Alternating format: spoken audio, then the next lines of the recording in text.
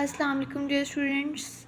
आज जो है हमारा chapter number 1 first year physics का जो टॉपिक हमने स्टार्ट करना है वो है एरर्स एंड अनसर्टेनिटीज़। तो हम स्टार्ट करते हैं आज का लेक्चर। अच्छा, एरर क्या होता है? अब हम फिज़िक्स में मेजरमेंट्स के बारे में पढ़ते हैं तो उनमें कोई ना कोई एरर आ जाता है। सबसे पहले आपको एरर का पता होना चाहिए कि एरर क्या चीज़ है। तो एरर का मतलब होता है गलती, ठीक है। अब फॉर एग्ज़ाम्पल मैं आपको मिसाल देती हूँ जिससे आपको समझ आएगी, और फिर उसके बाद हम डेफिनेशन पढ़ेंगे ताकि जब एग्ज़ाम्पल से हम समझ लें तो डेफिनेशन जब पढ़ें तो आपको सारा कुछ क्लियर हो जाए।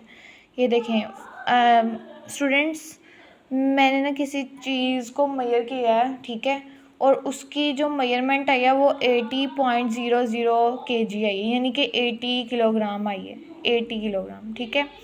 ये इसकी मोस्ट प्रिसाइज मेजरमेंट है। फिर मैंने वही जो है उसी चीज़ को मेजर किया, तो उसकी जब मैंने दोबारा मेजर किया तो उसकी जो मेजरमेंट आई वो 81 kg आई, ठीक है।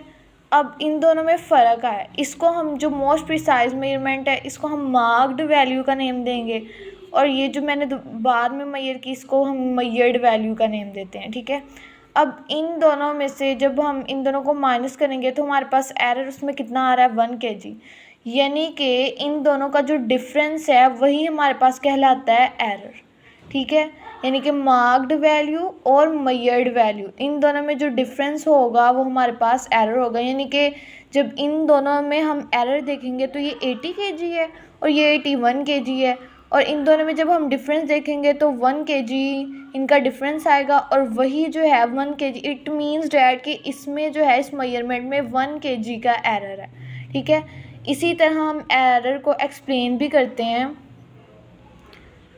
Difference between marked and measured value is called error, कि मार्क्ड और मेजर्ड वैल्यू में जो डिफरेंस आता है उसको हम कहते हैं एरर।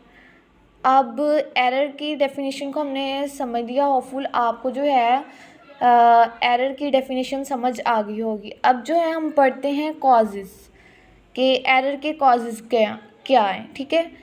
अब नेग्लिजेंस और inexperience of a person means that कि जो पर्सन जो है एक्सपेरिमेंट कर रहा है वो या तो लापरवाह है या फिर वो ना तजुर्बाकार, यानी कि उसका इतना कोई एक्सपीरियंस नहीं है। इस वजह से भी एरर जो है आ सकता है। फॉल्टी ऑपरेटर्स, यानी कि जो एक्सपेरिमेंट में हम जो इंस्ट्रूमेंट यूज़ कर रहे हैं, जो ऑपरेटर्स यूज़ कर रहे हैं वो फॉल्टी हो, उसमें कोई फॉल्ट हो जिसकी वजह से जो है तब भी वैल्यू में जो है एरर आ सकता है। फिर इसी तरह इनअप्रोप्रिएट मेथड और टेक्निक, अगर जो है पर्सन भी एक्सपीरियंस्ड हो और इंस्ट्रूमेंट भी फॉल्टी ना हो, बिल्कुल परफेक्ट हो, और लेकिन अगर ये दोनों चीज़ें भी परफेक्ट हों लेकिन अगर हमारा मेथड ही ठीक नहीं होगा जो हम अप्लाई कर रहे हैं, तो इट मीन्स डैट उस मेजरमेंट में एरर आएगा। ये भी एरर की वजह है। यानी कि एरर कब कब अकर होता है, जबकि या तो जो पर्सन जो एक्सपेरिमेंट कर रहा है उसके वो इनएक्सपीरियंस हो, या अपरेटस जो है वो फॉल्टी हो, यानी में उसमें कोई ना कोई ख़राबी हो, और या जो है जो हम मेथड यूज़ कर रहे हैं वही करेक्ट ना हो। और इस तरह जो है हमारा एरर का जो टॉपिक है, यानी कि एरर हमने पहले पढ़ा, फिर उसको एग्ज़ाम्पल के थ्रू अच्छे से समझा, फिर उसकी डेफिनेशन की और उसके कॉजेज़ की। इसके बाद हम करेंगे अनसर्टेनिटीज़। अच्छा, ये इनमें इनमें कॉमन चीज़ हमने क्या देखी थी? इसमें कॉमन चीज़ ये थी कि ये जो इस एरर अकर होता है वो ड्यू टू ह्यूमन बींग्स, हमारी ही गलती की वजह से अकर होता है। फिर आप स्टूडेंट्स ये कहेंगे कोई ऐसा भी एरर है जो कि हमारी अपनी गलती की वजह से नहीं होता? तो जी बिल्कुल। अच्छा स्टूडेंट्स, इन तीनों चीज़ों में ना आपने एक चीज़ नोट की होगी कि ये जो एरर है ये इंसानों की अपनी ही गलती की वजह से आता है। जैसे कि अब इधर भी देखें तो नेग्लिजेंस और इनएक्सपीरियंस, ये भी तो एक उस पर्सन की डायरेक्टली मिस्टेक है, यानी कि वो या तो लापरवाह है या वो एक्सपीरियंसड नहीं है। और दूसरा ये इनडायरेक्टली है फॉल्टी अपरेटस, जो अपरेटस वगैरह इंस्ट्रूमेंट्स हैं वो भी किसने बनाई हैं, वो भी इंसानों ने ही एक्सप्लोर किए हैं, डिस्कवर किए हैं। और उनको बनाया है, ठीक है। इसी तरह इनअप्रोप्रिएट मेथड और टेक्निक, यानी कि जो मेथड हम यूज़ करें वो भी तो हम ही यूज़ करें, वो भी तो हमने ही बनाया है। तो इन तीनों जो कॉजेज़ हैं इनमें एक चीज़ ये कॉमन है कि जो एरर है वो ड्यू टू ह्यूमन बींग्स की वजह से ही होता है, हमारी अपनी ही मिस्टेक्स की वजह से एरर अकर होता है। वो है अनसर्टेनिटी, यानी कि अनसर्टेनिटी का मतलब क्या होता है, गैर यकीनियत, यानी कि कोई ऐसी चीज़ जिसको हम जो है प्रूव, यानी कि ये ना कह सकें कि ये बिल्कुल परफेक्ट ना बता सकें, उसको हम कहते हैं अनसर्टेनिटी।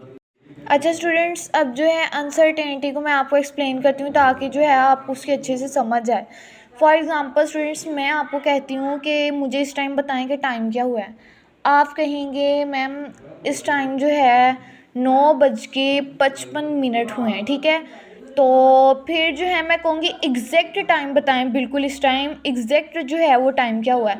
फिर आप कहेंगे कि मैम 9:55 और 30 सेकंड।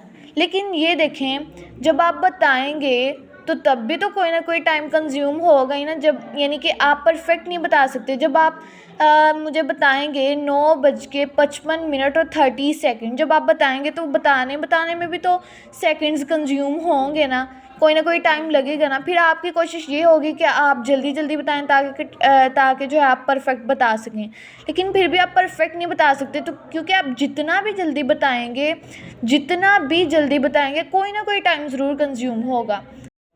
अच्छा स्टूडेंट्स, अब यानी कि कोई ना कोई जो है उसमें एरर आ जाएगा, यानी कि अनसर्टेनिटी आ जाएगी, गैर यकीनियत आ जाएगी, यानी कि आप बिल्कुल एग्जैक्ट नहीं बता सकते। फिर आप मुझे ये कहेंगे कि देखें, आप खुद देख लें उस क्लॉक पे, आप खुद देख लें, तब तो आप जो है एग्जैक्ट टाइम देख सकते हैं ना। तो तब भी हम एग्जैक्ट टाइम नहीं देख सकते। वो कैसे? जब मैं क्लॉक को देखूँगी तो लाइट जब क्लॉक से रिफ्लेक्ट होके मेरी आइज़ तक आएगी तब 1 नैनो सेकेंड जो है उसमें टाइम कंज्यूम होगा। और जब वही जो है लाइट फिर मेरे ब्रेन तक जाएगी, प्रोसेस होगी, तो तब भी कोई ना कोई टाइम लगेगा। यानी कि कभी भी हम जो है बिल्कुल यकीन के साथ नहीं कह सकते कि इस टाइम ये टाइम हुआ है, ठीक है। इसमें गैर यकीनियत पाई जाती है, तो इसको हम कहते हैं अनसर्टेनिटी, यानी कि हम कोई भी चीज़ जो है एग्जैक्ट नहीं बता सकते, ठीक है। और इसमें हमारी मिस्टेक नहीं है, ठीक है, ये नेचर वाइज ही है। तो हम पढ़ते हैं कॉजेज़ ऑफ अनसर्टेनिटी। अनसर्टेनिटी के जो हैं वो कॉजेज़ क्या हैं? Limitations of the instrument. अच्छा, अब इसको हम कैसे एक्सप्लेन करते हैं ये मैं आपको बताती हूँ। फॉर एग्ज़ाम्पल ये देखिए स्टूडेंट्स, मेरे पास जो है ये स्केल है, ठीक है। मैं ना इधर से इस बोर्ड मार्कर को ना मेजर करना है मैंने, ठीक है। तो इस बोर्ड मार्कर को जब मैं मेजर करूँगी तो इधर से जब हम देखेंगे कि ये ना तो लाइन के ऊपर आ रहा है बल्कि मिड में आ रहा है। अब ये देखिए स्टूडेंट्स, अब आप कह सकते हैं कि इसकी जो मेजरमेंट है वो 5.6 है, ऐसे कह सकते हैं, ठीक है। लेकिन मतलब ये 5.6 से भी थोड़ा सा आगे है, अबव है, ठीक है, यानी कि उस पॉइंट के दरमियान में है। तो ये जो है हम मेजर नहीं कर सकते, इस चीज़ को हम मेजर नहीं कर सकते, यानी कि कोई भी चीज़ इसके मिड में आ जाए।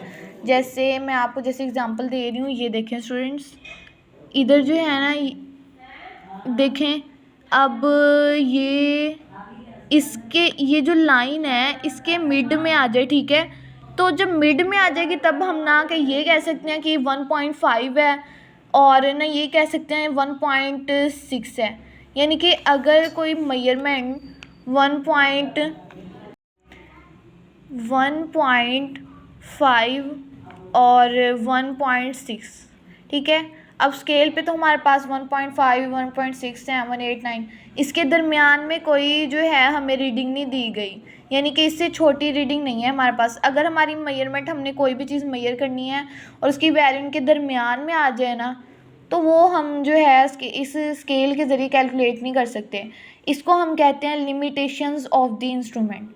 आगे है natural imperfection of the person senses, कि जो हमारे ये सेंसेस है वो भी इम्परफेक्ट हैं। फॉर एग्ज़ाम्पल पेंडुलम की बात करते हैं, उसके जो है मैं ना टाइम 1 वाइब्रेशन की जो है पीरियड मैंने ना कैलकुलेट करना है, ठीक है।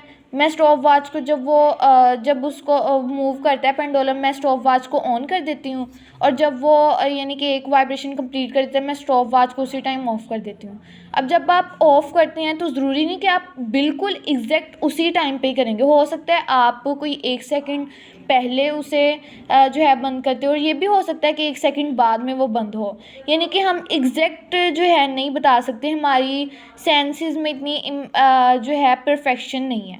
इसी तरह variation in the natural processes, तो वेरिएशन है, इसकी एग्ज़ाम्पल जो है मैं आपको ऐसे देती हूँ कि देखें, आपको स्टूडेंट्स पता है कि जो इलेक्ट्रॉन है वो लोअर से एक एटम में जो इलेक्ट्रॉन होते हैं वो हायर शेल से लोअर शेल की तरफ भी मूव करते हैं, ठीक है।